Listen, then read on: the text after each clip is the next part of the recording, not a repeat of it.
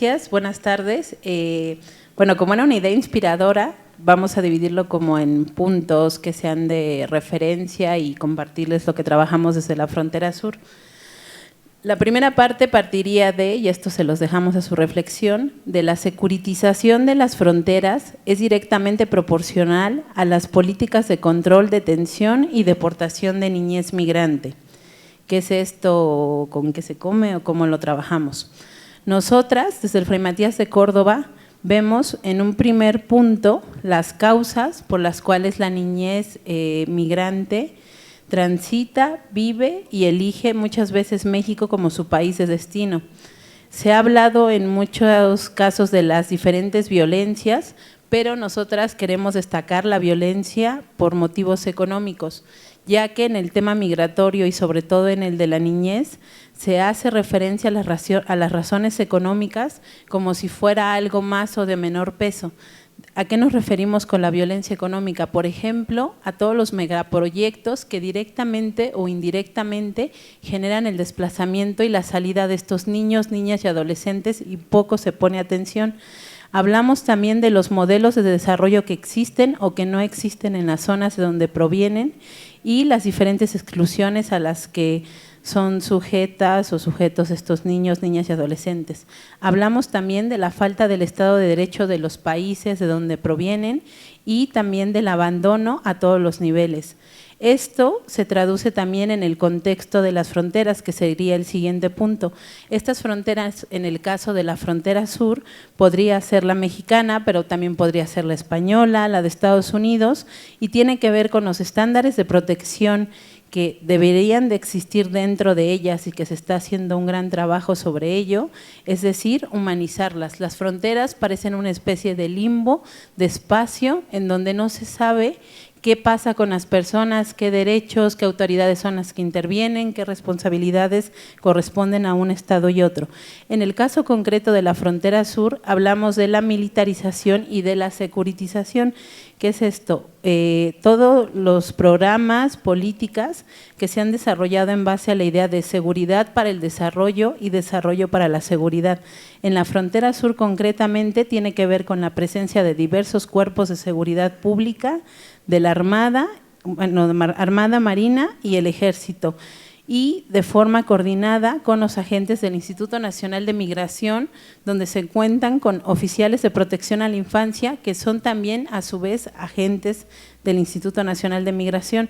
Esto que tiene que ver con la niñez migrante, si bien hay en lo formal una política de derechos humanos en materia migratoria, resulta incoherente en la frontera sur frente a un programa de militarización y de securitización en donde estos niños y niñas, con la autoridad que se van a enfrentar o a la cual van a tener primer contacto, puede ser un ejército, puede ser un miembro de la Policía Federal, que curiosamente en esta semana se presentó por el ACNUR un informe que se llama Arrancados de Raíz, en donde la niñez en la frontera sur expresaba que la autoridad con la que tenían contacto y que se tienen registros de que tiene un número importante de quejas sobre extorsiones es la Policía Federal. Esas son las autoridades con las que están llegando estos niños y niñas. El siguiente punto tiene que ver con la migración vista desde la óptica del tránsito.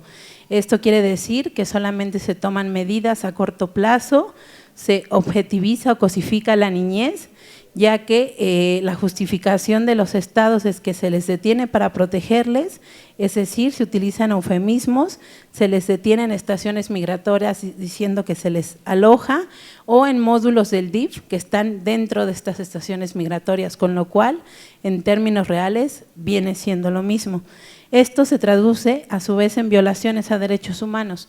Nosotras hablamos de violaciones al debido proceso que tienen que ver con la falta de representación legal, intérpretes poco calificados o no calificados, una protección consular limitada al reconocimiento de la nacionalidad de estos niños y no a la protección integral, es decir, te doy un documento donde yo reconozco que eres nacional de mi país para que se te deporte. Y, por ejemplo, a la detención prolongada, cuando un niño, niña o adolescente solicita asilo o interpone algún recurso para que pueda tratar de permanecer en el país, acto seguido esto se traduce en una prolongación de esta detención. En este caso, tenemos un ejemplo que es muy claro, el caso de un solicitante de asilo hondureño, un adolescente, en donde se le aplica una cláusula de excepción, es decir, se le niega el asilo. Este chico había sido reclutado por el crimen organizado y en lo que se centra su caso, el análisis por parte de las autoridades, no es en protegerle de que fue reclutado por el crimen organizado, sino en criminalizarle porque para ellos él sirvió o trabajó para el crimen organizado.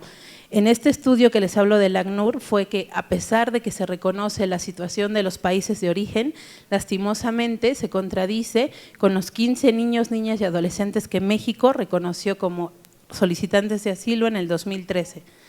Entonces, los retos, una mirada u óptica de trabajo que debe de partir de México y de los países, no solamente como tránsito de esta niñez, sino como de destino.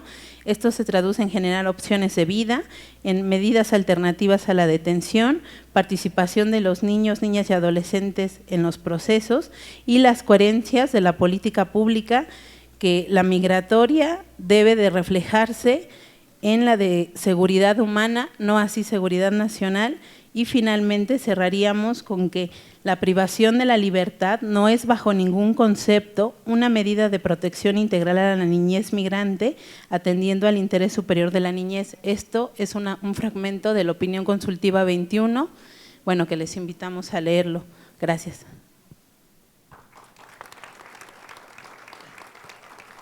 Bueno, un poco para darle seguimiento a la idea que mi compañera Gabriela les acaba de expresar. Pues sí veíamos desde el Centro de Derechos Humanos Fray Matías de Córdoba la importancia de contextualizar pues, el proceso y las situaciones que se están viviendo en la frontera sur, específicamente en Tapachula, Chiapas, y a lo que nos estamos enfrentando ahí directamente, ¿no?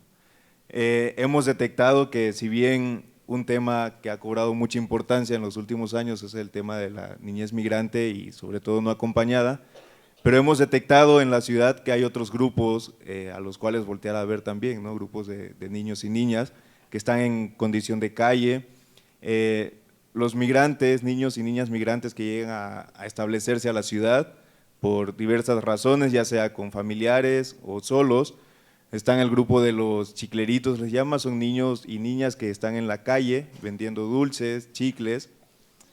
Y en este momento no se tiene como muy claro, ¿no?, cuáles son estos procesos bajo los que están influidos o que si forman parte de redes estos niños y niñas. También es importante destacar pues la migración establecida, perdón, ¿no?, que está en la región, o sea, adultos que lleguen a establecerse por diversas razones a la ciudad y que vienen con sus hijos, el acceso a la educación, a la salud de estos niños y niñas, ¿no? La fuerte discriminación que hay en la ciudad. Es una ciudad que culturalmente compartimos muchas cosas con Centroamérica, pero que no lo interiorizamos desde los que vivimos y los que somos locales de ahí, ¿no? Entonces existe una gran discriminación hacia la población migrante, ¿no?, sobre todo en las escuelas, hacia los niños que asisten a las escuelas, negándoles el acceso a la educación, a la salud, de los propios compañeros, ¿no?, con los que conviven ellos y ellas. Se ha hablado a lo largo del Congreso de todas las leyes, ¿no?, los reglamentos internacionales, nacionales que hay, que existen, pero ¿a dónde nos están llevando estas leyes y reglamentos, ¿no?, en su aplicación, en la práctica? El caso específico de Tapachula, la forma en la que se aplican estos reglamentos, estas leyes, es extorsionando a los niños, a las niñas, ¿no?, explotándolas. Estas explotaciones que vienen también por parte de la policía municipal, la policía federal, estatal, ¿no? Que en Tapachula conocemos, bueno, se han documentado diversidad, cantidad enorme de corporaciones policíacas. Decimos, bueno, ¿para qué necesitamos tantas corporaciones policíacas en la ciudad, ¿no? ¿A qué nos está llevando esto? Muchos y muchas niñas que llegan a establecerse a la ciudad también están ejerciendo la prostitución, ¿no? Hay diversas formas en las que la están ejerciendo, algunos se considera o se presume de que son víctimas de redes de trata, ¿no?, de explotación sexual laboral, y hay quienes también la ejercen por voluntad propia, ¿no?, hasta lo que hemos conocido en este momento. O sea, son niños y niñas que van de paso, ¿no?, y se les termina el dinero, la comida y deciden ejercer esta actividad. Entonces, estos niños y niñas principalmente están siendo víctimas de extorsiones por parte de las corporaciones policíacas, ¿no? Entonces, en Tapachula es así como se están haciendo valer las leyes y los reglamentos internacionales, ¿no? Entonces, ahí vemos una descomunicación, ¿no? Vemos la necesidad de estas leyes internacionales, nacionales, que desciendan, ¿no?, a los niveles municipales, ¿no?, que es ahí donde se están enfrentando muchas problemáticas y problemáticas muy fuertes. Es decir, de que nos encontramos con policías o los mismos agentes del Instituto Nacional de Migración que tienen nulo conocimiento de estos reglamentos, de estas leyes y cómo aplicarlos, ¿no? Y prueba de ello es también las grandes violaciones a sus derechos que están viviendo dentro de las estaciones migratorias, ¿no? Como bien saben, o como dato, pues la estación migratoria siglo XXI que se encuentra en Tapachula es la más grande de América Latina, que concentra gran cantidad de niños en proceso de deportación y están detenidos, ¿no? Un poco para que se den la idea, a Tapachula vienen o llegan a dar los niños y niñas que han sido detenidos en Veracruz, en el DF, en Puebla, ¿no?, en algunas regiones del norte, otras regiones del sureste de Chiapas, como lo es Tabasco, Campeche, pues se llegan a concentrar a lo que es la estación migratoria siglo XXI, ¿no? Y algunas experiencias es eso, que cuando llegan a la estación migratoria no se les da la debida información acerca del proceso de deportación, de los derechos que tienen por estar en el país bueno, en Tapachula. Otra de las cosas también,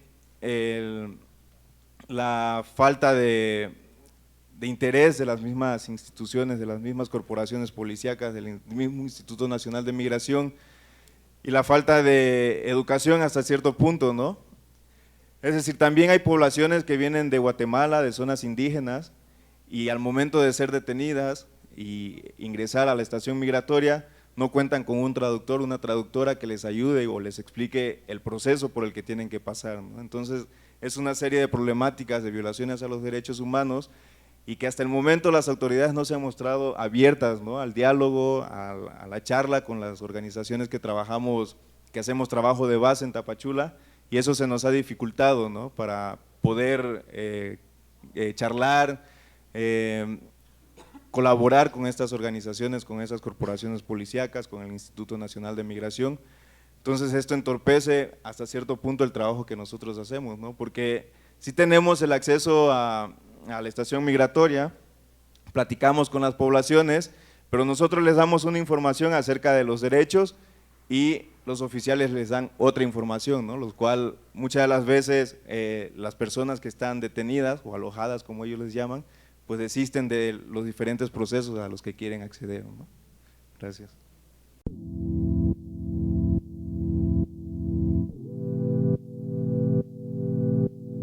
Nosotros venimos de Tamaulipas, una asociación civil que se encarga de la promoción y difusión de derechos humanos, y bueno, estamos trabajando a la par, en este caso con instituciones como por ejemplo la Comisión Estatal de Derechos Humanos, el Sistema para el Desarrollo Integral de la Familia y con la Subsecretaría General de Gobierno a través de la Subsecretaría de Derechos Humanos. Esta ponencia, cuando tengan oportunidad, si es que sale publicada, ¿verdad? Si no, con mucho gusto, ahí está mi correo, está encaminada a establecer cuáles son las orientaciones, cuáles son los elementos que han dicho o que dicen la norma internacional, así como los organismos internacionales en materia de derechos humanos sobre los niños migrantes y sobre todo ese principio que es fundamental para su desarrollo, que es el de la unidad familiar. La que sigue. Primero, hay que establecer que no estamos, como nos enseñan nuestros maestros, con peras y con manzanas, no estamos en un sistema tutelar o proteccionista de los derechos de los niños. A raíz de la reforma de junio de 2011 en materia de derechos humanos y de cómo quedó redactado el artículo primero constitucional, ya no estamos en un sistema tutelar o proteccionista o irregular de los derechos de los niños. Estamos ahora, ya traspasamos esa barrera y estamos ahora en un sistema de protección integral de las niñas, niños y adolescentes.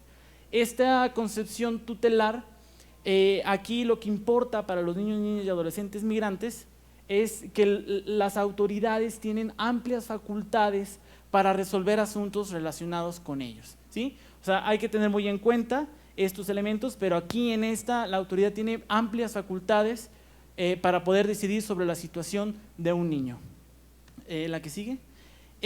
Esta nueva visión integral o garantista de los derechos de los niños tiene tres postulados. Primero, los niños, niñas y adolescentes no son objeto de derechos, sino son sujetos titulares de derechos.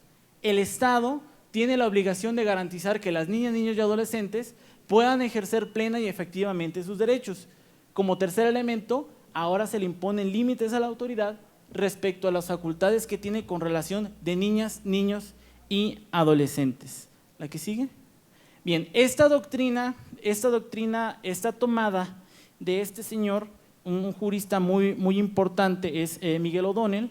Hay un artículo que tiene él publicado, lo cual invito después a que se sumen a darle lectura.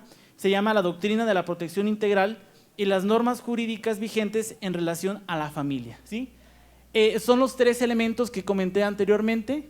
Los niños sujetos de derechos son titulares y se establecen límites a la autoridad. Sin embargo, este autor refiere un cuarto elemento esencial, que es el principio de unidad de la familia y la corresponsabilidad de la familia, el Estado y la comunidad en la protección de los derechos de los niños. Él añade un ingrediente más y los invito a que lo lean porque ahí hace la correlación de estos tres elementos para con los niños. Esta nueva visión, insisto, se encuentra en el artículo 1 de la Constitución Política de los Estados Unidos Mexicanos. Se supone que toda constitución está encaminada a proteger los derechos fundamentales de las personas. México, a raíz de la reforma de junio de 2011, se encuentra ahora en un enfoque de derechos, ¿sí? No perdamos de vista esta parte. Estamos en un Estado que tiene por obligación proteger, promover, respetar y garantizar los derechos humanos. Esos cuatro verbos que están ahí en la Constitución no deben de ser letra muerta y por eso nosotros tenemos que tener un andamiaje institucional para poder dar respuesta a este problema. No sé si podamos ir a la siguiente. Bien, ¿dónde se encuentra contenido? Ahora vamos enfocado al tema de las niñas, niños y adolescentes migrantes. Estos niños se encuentran dentro del sistema o dentro de la doctrina de protección integral de los derechos humanos. Los niños migrantes eran regulados antes de la convención como unos niños que los vamos a proteger nosotros Estado, ¿sí? A partir de este nuevo enfoque de derechos humanos, los niños migrantes forman a ser parte de un todo, ¿sí? Tenemos que poner o echar a andar el andamiaje a partir de librar, como dice la parte final, el Estado debe de adoptar medidas que permitan librar al niño, niña o adolescente migrante de esa situación de riesgo, en aras de que el niño se desarrolle progresivamente, ¿sí? No todos los niños están en situación de riesgo cuando son repatriados. Habrá algunos más, habrá algunos menos. La que sigue. Muy bien. La familia, estos artículos que se encuentran ahí establecen la protección de la familia como un derecho humano. Ahí los dejo, la Convención Americana, la Convención sobre los Derechos del Niño y la Convención Internacional sobre los Trabajadores Migratorios. Sin embargo, fíjense que la Convención sobre los Derechos del Niño no establece que es un derecho del niño a la familia. Lo que establece es una serie de corresponsabilidades entre Estado, familia y sociedad. Es una nueva visión de que todos nosotros, cuando exista un asunto de un niño, tenemos que estar alarmados porque ese niño hay que dejarlo en esa situación de riesgo para ponerlo en el elemento o las circunstancias que él tiene que estar conforme lo dicta, ahora sí, la Convención sobre los Derechos del Niño. No sé si vamos a la siguiente. Bien, el principio de unidad familiar se encuentra contenido en dichos artículos. La Convención Americana, hay un error donde dice 23 del Pacto Internacional, en lugar de derechos civiles y políticos debería decir derechos económicos, sociales y culturales, así que les pido una disculpa. Pero sobre todo, como es sobre los niños, el artículo 9 y 10 de la Convención sobre los Niños adopta este principio de unidad familiar. Y es lo que a continuación vamos a ver. En la parte final, donde dice los artículos 9 y 10 de la Convención sobre los Derechos del Niño, ¿sí?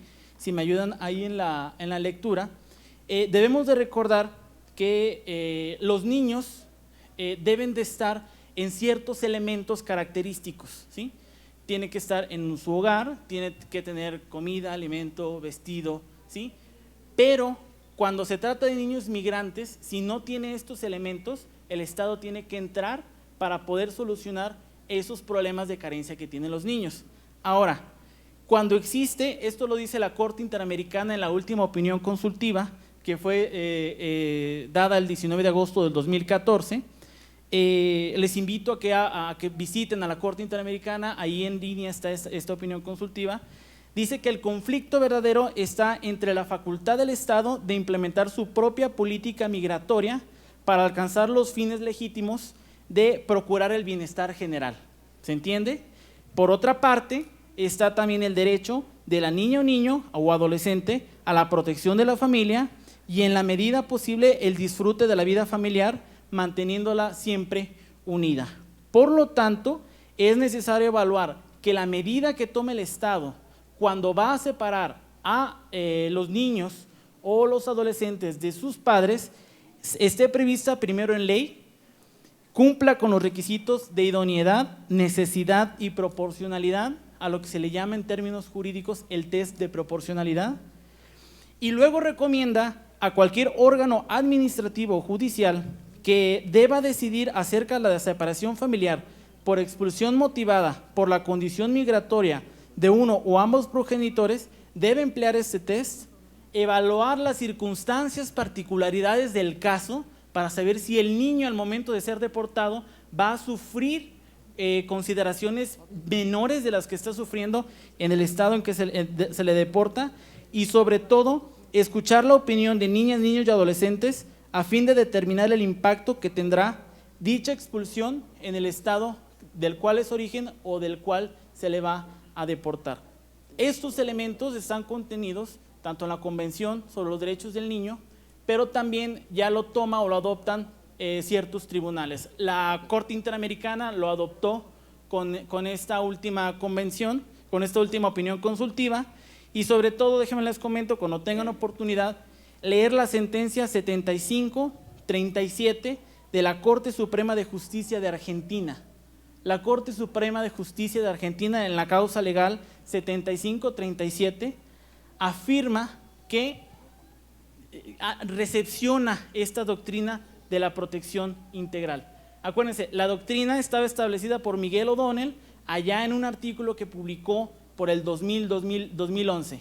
Sin embargo, la Corte Suprema de Justicia en la causa 75-37 adopta este sistema doctrinario, fíjense, adopta un sistema doctrinario para cumplimentar o para solucionar un problema. Y eso es a lo que voy. Cuando nosotros tengamos una idea, una cuestión inspiradora, cuando nosotros creamos que esta debe ser la solución, tenemos que proponerla, porque de ahí se pueden adoptar medidas para ir ayudando o coadyuvando a los estados a poder tomar sus propias medidas a la hora de solucionar los problemas. Y sí les quiero compartir esa parte, esa reflexión final, esa reflexión que hace la sentencia. No sé si todavía hay tiempo, ¿verdad? Sí, sí. Ok, correcto. Por ahí la sentencia es muy clara. La sentencia nos dice lo siguiente. Permítanme, aquí la tenía, se me perdió. Ok, en el punto número 5 de esa sentencia dice: estos derechos especiales que tienen los niños por su condición no constituyen un postulado doctrinario, sino un imperativo constitucional que se erige nada más y nada menos que en una pauta determinante de la nueva perspectiva que debe tener el sistema.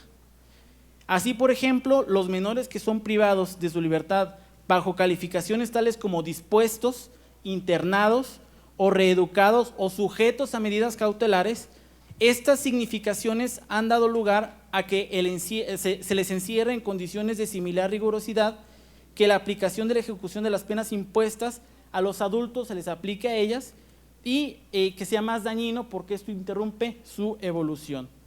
La mencionada tensión se manifiesta principalmente en dos características. Primera, el retaseo. Retaseo es, ¿sí?, desfragmentar.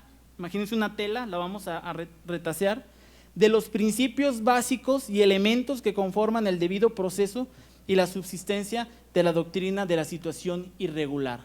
Lo que hace la Corte Suprema de Argentina, es decir, ya tienes el principio, ya tienes el contenido, tu autoridad, tu agente estatal, no lo tomes y lo desfragmentes y argumentes en contra del por qué no vas a adoptar tal criterio, ¿sí? Estamos en el enfoque de derechos humanos, estamos en el sistema integral de protección de los niños, y cuando tengamos a un niño, niña o adolescente migrante, tendremos que entonces ver al niño, observar sus características, si viene acompañado o no viene acompañado, si no viene acompañado, ¿dónde están sus padres? Tratar de unificar la familia, ¿sí? Una vez que no tengamos los elementos y vamos a adoptar una medida de expulsión del niño al estado del que es de origen, tenemos que hacer el test de proporcionalidad, si esa medida está prevista en ley, es necesaria, es idónea y es justificable en sentido estricto. Y como último elemento, nos dice incluso la Corte Interamericana, debemos escuchar la opinión del niño. Si lo vamos a deportar al lugar de origen, no va a sufrir más daños que en el lugar en el que se encuentra actualmente o del que proviene, ¿sí? Estos elementos se encuentran ya dentro del derecho internacional de los derechos humanos, ya está establecido, ya están dados. La última opinión consultiva, de hecho, tuve que actualizarla después de la aprobación de este trabajo, fue del 19 de agosto del 2014. Los invito a que lean, son 400 páginas de derecho a favor de los niños migrantes. Yo tomé solamente el tema de los niños migrantes en cuanto al principio de unidad familiar, sin embargo tiene más elementos, el debido proceso legal, muchos elementos. Incluso en la mañana la doctora Carla estaba hablando sobre los elementos de dicha opinión consultiva. Yo los invito a que lo lean, incluso el artículo de Miguel O'Donnell, que es la doctrina de la protección integral de los derechos de los niños. Y por mi parte es todo.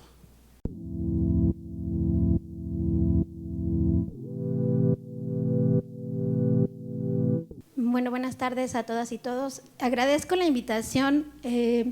Yo voy a compartir un poquito más el trabajo que nosotros realizamos. Vengo de una asociación civil del estado de Guanajuato. Para quienes no están familiarizados, el estado de Guanajuato se encuentra en la zona centro o zona bajío aquí de México. Estamos nosotros, la siguiente por favor. Ahí más o menos pongo la localización de mi estado.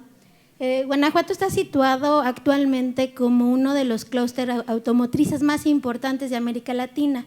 Sin embargo, se puede pensar que pues estamos económicamente comenzando a tener una movilización o un empoderamiento. Realmente, pues sí se está invirtiendo en mi estado. Sin embargo, desde el trabajo que nosotros estamos haciendo en campo, que iniciamos a través de un proyecto para la difusión de los derechos de las niñas, especialmente trabajando con las primarias y secundarias de mi municipio, comenzamos a tener esta retroalimentación con escuelas primarias y algunas secundarias, en las cuales nos dimos a la tarea de escuchar a las niñas, a los niños y a los adolescentes las inquietudes que ellos tenían, principalmente para el conocimiento de sus derechos, porque el principal enfoque que nosotros tenemos dentro de la asociación es realmente la difusión y el trabajo sobre los derechos de la infancia. Tengo ya un poco de tiempo trabajando en esto y realmente nosotros vemos que hemos avanzado, pero no considerablemente con el compromiso que deberíamos de realizarlo. Especialmente en mi estado tenemos un retraso porque apenas en el 2010 tuvimos la aprobación de la ley para la protección y pues actualmente contamos con una ley de igualdad del cual estamos trabajando en el sistema y estamos empezando a impulsar este trabajo con la Procuraduría de Derechos Humanos, con el sistema estatal, con la sociedad civil y queremos compartir sobre todo las experiencias de las niñas y los niños y adolescentes de Guanajuato, que somos un estado expulsor de migrantes. Realmente se puede decir en la zona centro, pues estamos detrás de Michoacán y Jalisco, nos peleamos el tercer y cuarto lugar a nivel nacional en expulsión de migrantes, y realmente este trabajo que nosotros hemos venido realizando es lo que nos da la posibilidad de compartir con ustedes la voz de estas niñas, estos niños y adolescentes que, como en la mañana tuvimos aquí a dos valientes, yo soy la portavoz de algunos de los niños que tuvieron a bien contarnos las historias, algunos otros que sus familiares tuvieron a acercarse a la asociación y compartirnos la historia, porque se puede tener esta disyuntiva de que en mi estado se está centralizando y se está empoderando realmente a los municipios que se encuentran en el centro, pero estamos desprotegiendo la zona noreste y sureste. Vamos a hablar principalmente de un municipio que se llama Jichú y Tierra Blanca, San Luis de la Paz. Los voy a invitar que posteriormente se metan a la ponencia, que es un poquito extensa, para que vean esta presentación. La voy a dejar, pero la ponencia que mandamos está un poquito más detallada, para que vean el trabajo que realmente se comparte y las historias completas de estos niños, que son francamente una situación que a nosotros nos dejó pues un compromiso para seguir trabajando con ellos. Nosotros, este es un punto solamente del trabajo que nosotros realizamos, y este programa de Las Niñas No Somos Invisibles es lo que a nosotros nos ha empezado a dar esta respuesta, y por lo cual venimos a compartir. Hemos trabajado tanto en instituciones como casas hogar o albergues, en las secundarias, con la red de jóvenes de los Boy Scout también, y en algunos municipios que nos invitan los mismos sistemas municipales o algunos otros organismos de la sociedad civil a compartir este tipo de pláticas y hacer como de red difusión, a la cual pues nosotros sumamos el esfuerzo, y por lo cual, ¿me puede pasar la siguiente, por favor? Hemos obtenido realmente, nosotros al hacer esta investigación estuvimos buscando, y la única información pues un poco más real que pudimos obtener de mi estado es lo que se tiene en el Instituto Nacional de Migración y en la Secretaría de Relaciones Exteriores. Son cifras que realmente nosotros pudimos obtener, porque dentro del estado nosotros tenemos un Instituto Guanajuatense del Migrante. Estamos realmente de una nueva creación y esperamos que empiece a funcionar como efectivamente se tiene en el Plan Nacional de Desarrollo, en el Plan Estatal de Desarrollo, perdón, pero todavía no contamos con un diagnóstico. Entonces, realmente no les puedo asegurar que estas cifras para mí realmente son como cifras orientativas. Estamos hablando de lo que reportan son 5,000 niños guanajuatenses en los últimos 4 años, que para mí realmente es una cifra muy baja por lo que hemos tenido realmente de contacto. Sin embargo, es lo que nosotros queremos compartir de lo que existe ya en un portal, en una cuestión como más, ahora sí, por así decirlo, real a lo que sale a la luz pública, porque también solicitamos en la cuestión de transparencia y nos dijeron que estaban trabajando en ello. Entonces, estamos viendo que realmente en mi estado, al ser un estado en el centro, pues sí nos impacta que pueda haber este tránsito de niños que realmente son de origen guanajuatense, además de los niños que están en tránsito, que vienen de El Salvador, de Centroamérica. Los niños guanajuatenses se están yendo a Estados Unidos. Como pudimos observar en el video en la mañana, estas historias son cada vez constantes. Y estamos revisando, antes realmente del podemos compartir que el sueño americano de los padres, principalmente de los varones, en las comunidades del noreste o del sureste, en Guanajuato es muy común que más de uno de todos los guanajuatenses tengamos un pariente en Estados Unidos. Entonces, pues se van por esta cuestión de buscar la mejor calidad de vida, de que los salarios están mejor pagados, que ya tienen un pariente que se fue, que piensan que se van a volver ricos, dejan a las señoras en los municipios a cargo de 3 o 4 niños y niñas o a cargo de los abuelitos y se van para el norte. Los papás empiezan pues bueno a hacer la travesía, contratan a un pollero o a un coyote que los cruza como Dios les da a entender por el desierto, les consiguen papeles falsos. El chiste es de que a los que puedan pasar y empiezan a mandar dinero, pues al principio pues se ve, ¿no?, que la gente pues hasta se vuelven los nuevos ricos del pueblo, ¿no? Estamos viendo que les mandan la remesa, la señora ya se siente más, ya va al mercado, ya compra carne. Empezamos a observar esta dinámica de realmente un empoderamiento, pues ya la señora se ve pues casi la cacique del pueblo. Y pues los demás empiezan a observar que pues se fue al norte y que le está yendo bien. Entonces algunos regresan después de 3 años, vienen igualmente indocumentados, sobre todo en esta época de lo que es fin de año.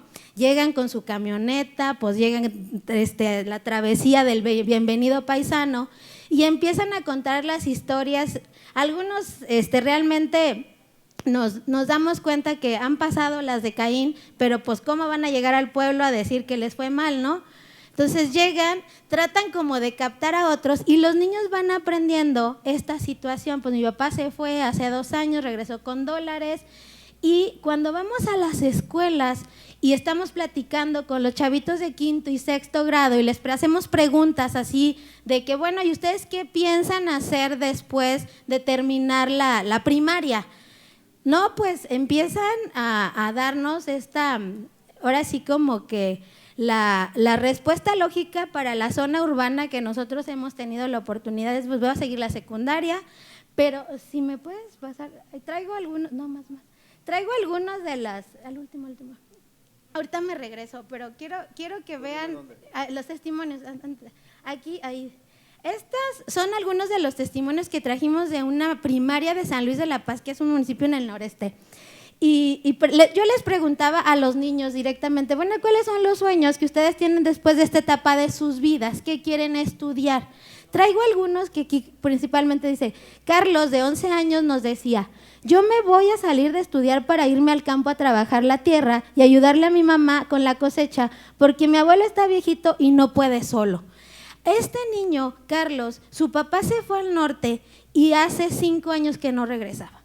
Y principalmente el papá al inicio sí les mandaba dinero, las remesas eran considerables, pero después el papá ya dejó de hablar por teléfono. El papá se cambió de estado, estaba en Texas, ya después ya no supieron dónde estaba. La cuestión del envío de dinero se cesó. Y la mamá pues se quedó con los hermanitos y el niño, en vez de continuar la escuela, el abuelito era el que acogió esta situación y era el que estaba ayudándole trabajando la tierra. Entonces Carlos, en vez de seguir y continuar los estudios, tenía que salirse de la primaria para poder trabajar la tierra con su mamá, porque el abuelito ya estaba muy viejito y no podía ir a lo de Procampo y tenía que estar la mamá y Carlos ayudarle a su mamá con los hermanos y aparte en la tierra.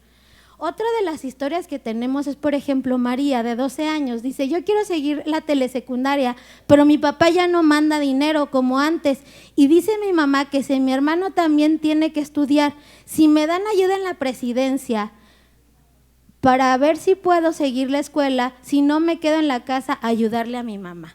Estas cuestiones de que condicionan el derecho de la educación que tienen las niñas, los niños y los adolescentes, es como la disyuntiva de yo ya soy la hermana grande y tengo que ayudar en mi casa. ¿Por qué? Porque el dinero no nos alcanza, porque mi papá ya no me da, porque la presidencia tampoco me está apoyando. Y eso que les dan una beca de 250 pesos cada 2 meses.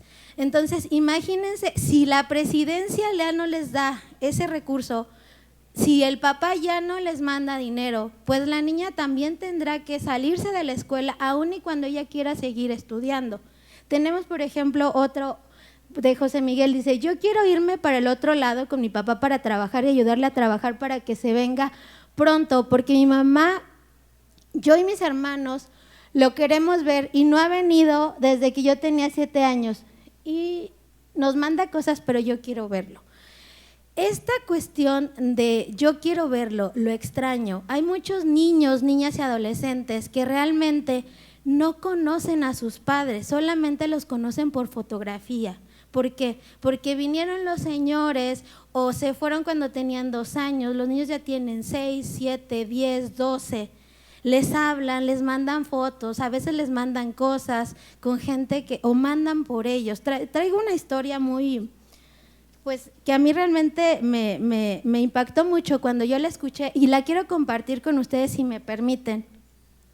Sé que el tiempo me apremia, pero sí se me hace como importante, porque cuando esta niña me compartió su historia, realmente pues sí fue una situación, sí, en 2 minutos la leo, fue una situación que nos motivó como para poder alzar la voz por ella y por todos los niños que se están quedando en esta situación. Ella se llama Zulema, es un nombre. Es una niña de 10 años que actualmente vive en el municipio de San Luis de la Paz. Está ubicada en el noreste de Guanajuato, quien actualmente cursa el 5º grado de primaria y desde hace 8 años no ve a sus padres. El primero en irse a perseguir el sueño americano fue su papá, de nombre Miguel, y en principio les mandaba $, a ella y a su mamá, pero después de un tiempo su papá ya no se comunicaba con su madre. Ya no era tan constante el envío de $, y su mamá tuvo que ir a trabajar a una casa como empleada doméstica en la zona urbana de San Luis Potosí, de San Luis de la Paz. Su madre, de nombre Marta, conoció a un pollero, quien prometió llevarla a donde vivía su esposo en los Estados Unidos y le conseguiría un trabajo en una casa de unos gringos, también como empleada doméstica, pero ganando $12 la hora. Por lo que decidió dejar a Zulema con su abuela materna. Al igual que su papá de Zulema, después de irse con el pollero y lograr cruzar al norte, comenzó a enviar $, a su abuela, también ropa, zapatos y regalos para Zulema, con algunas personas que ya tenían papeles y venían cada 4 meses y le llamaba por teléfono cada viernes, prometiéndole que pronto mandaría por ella. En el verano del 2012, cuando Zulema tenía 8 años, un día su abuela le dijo que su mamá había juntado dinero y le pagaría a un pollero para llevársela a Estados Unidos. Zulema, emocionada porque pronto vería a sus padres, contaba los días para que viniera el pollero. Y por fin llegó el día en que su abuela la llevó con el pollero, a quien le había pagado $3,000 por anticipo para llevarse a Zulema, prometiéndole a ella y a su madre y a su abuela que le conseguiría papeles para pasar. Sin embargo, la realidad fue otra. Zulema fue llevada en un carro con el que iban 8 personas que conocía a la abuela, y eso le dio confianza. El viaje comenzó en Guanajuato. Se fueron por carretera hasta la frontera de Reynosa, donde Zulema la metieron en la cajuela de un vehículo, y al pasar la frontera detuvieron al pollero porque traía documentos falsos. Los agentes de migración encontraron a Zulema en la cajuela del carro, casi deshidratada, sin haber comido, y la detuvieron en la frontera, repatriándola de nuevo a San Luis de la Paz. Cuando nosotros entrevistamos a Zulema 2 años después, nos cuenta que ella no pierde la esperanza de irse con su mamá y que cuando termine la escuela se quiere ir al otro lado, porque su mamá ya tiene otra familia y le ha prometido que vendrá por ella, pero hasta el día de hoy no ha cumplido su promesa. Como esta, tenemos varias historias que realmente pues son muy desgarradoras. ¿Por qué? Porque es la vivencia de estas niñas, estos niños y estos adolescentes, que sin importar realmente la nacionalidad ni el lugar de origen, estamos viviendo en una situación que todos los que estamos aquí reunidos estamos o tratamos de trabajar por la protección a la infancia, y considero que los compromisos que se adquieran debemos de darles continuidad, porque ese derecho a vivir en familia debemos de tenerlo garantizado para todas las niñas, los niños y los adolescentes. Gracias.